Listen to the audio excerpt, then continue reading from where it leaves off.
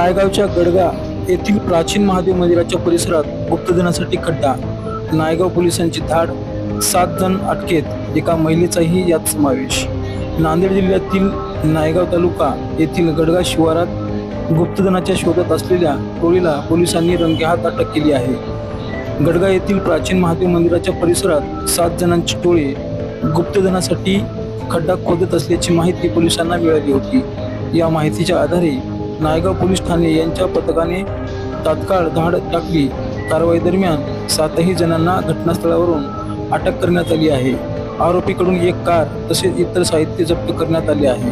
या प्रकरणी पोलिसांनी जादूटोणा प्रतिबंधक कायद्यानुसार गुन्हा दाखल केला आहे. विशेष म्हणजे या टोळीत एका महिलेचाही समावेश असून काही आरोपी तेलंगणा राज्यातील असल्याची माहिती पोलिसांनी दिली आहे.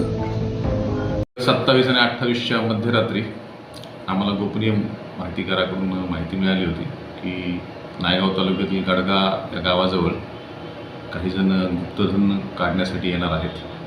त्या माहितीनुसार आमचे PSI तोटेवाड साहेब, संजय चरकुलवार, बालाजी शिंदे, ज्ञानेश्वर बोईनवाड आणि आमचे होमगार्ड भालेराव आणि दासरवाड अशी आमची टीम त्या ठिकाणी गेली.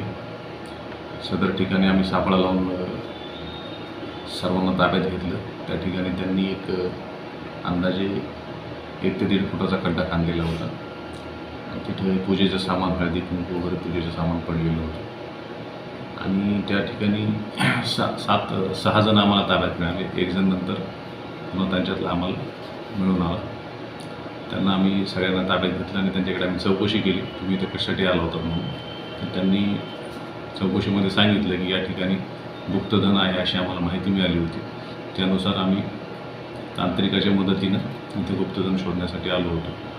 सर्वांना आम्ही ताब्यात घेतलं आणि त्यांच्यावर महाराष्ट्र जादूटोणा प्रतिबंधक कायदा कलम 3 प्रमाणे गुन्हा दाखल करण्यात आलेला आहे. सदर गुन्ह्याचा तपास PSI तोटेवाड साहेब करत आहेत. काही साहित्य त्या ठिकाणी तेथील पूजेचं साहित्य, एक पांढरं कापड होतं, एक ड्रम होता आणि गाडी होती त्यांनी घटनास्थळी येण्यासाठी वापरलेली. सदरचं सगळं साहित्य ताब्यात घेतलं. एर्टिगा गाडी होती. अंदाजे 6 लाखाचा मुद्देमाल ताब्यात घेतलेला आहे.